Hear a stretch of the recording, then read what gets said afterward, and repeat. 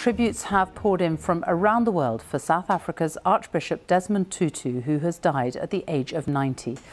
Archbishop Tutu was a Nobel Peace Prize laureate and was considered as one of the driving forces behind the anti-apartheid movement in South Africa.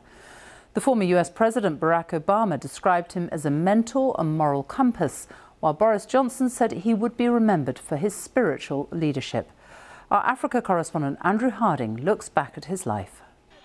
We raise our hands and we say, we will be free!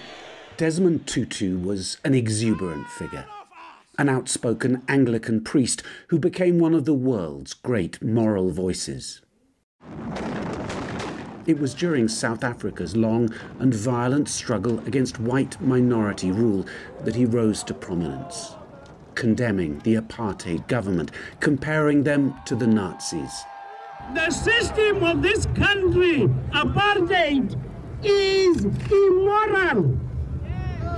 The system of this country is evil.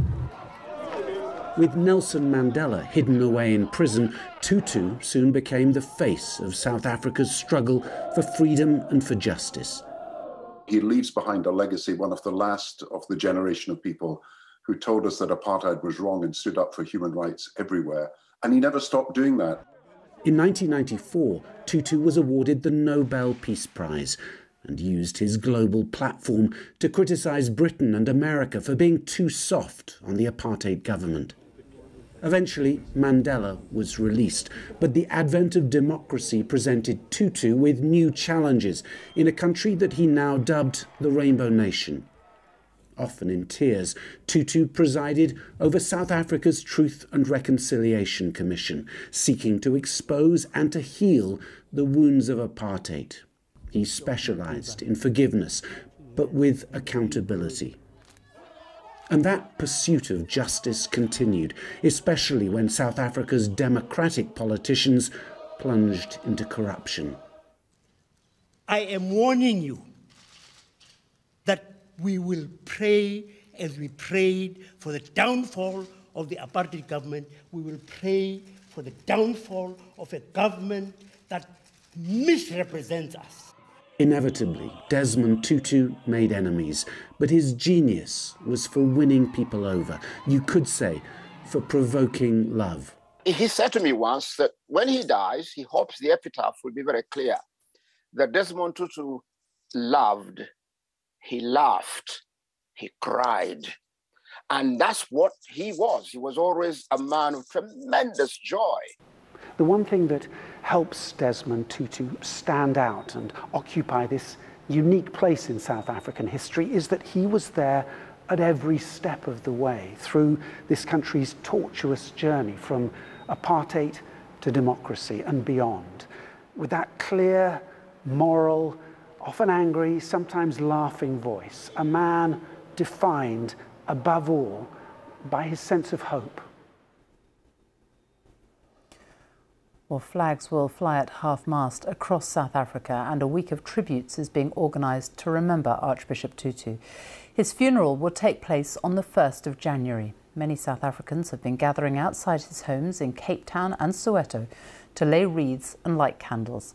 Our correspondent, Nomsa Maseko, reports from Soweto. Paying their last respects. People from all walks of life dropped off flowers here at Desmond Tutu's Soweto home, demonstrating what the 90-year-old stood for. He was the voice of reason, the face of reconciliation, and South Africa's moral compass. It's a dark day to us as South African because he's the light and the icon of this country. He used to be a father to us. His wife used to be a mother to us. It was Desmond Tutu, known affectionately as the Arch, who coined the phrase Rainbow Nation to describe South Africa's ethnic diversity.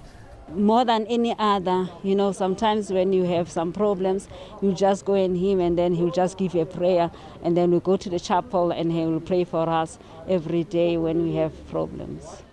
Several memorial services are expected to be held in honor of Desmond Tutu over the next few days. For people here in Soweto, they remember the Arch as a unifying figure who played a prominent role in South Africa becoming a democracy. Flowers were laid in Cape Town too, where he died at his home surrounded by family and friends. A 7-day send-off is being planned, including a lying-in state and a mass to be held by the Anglican Church.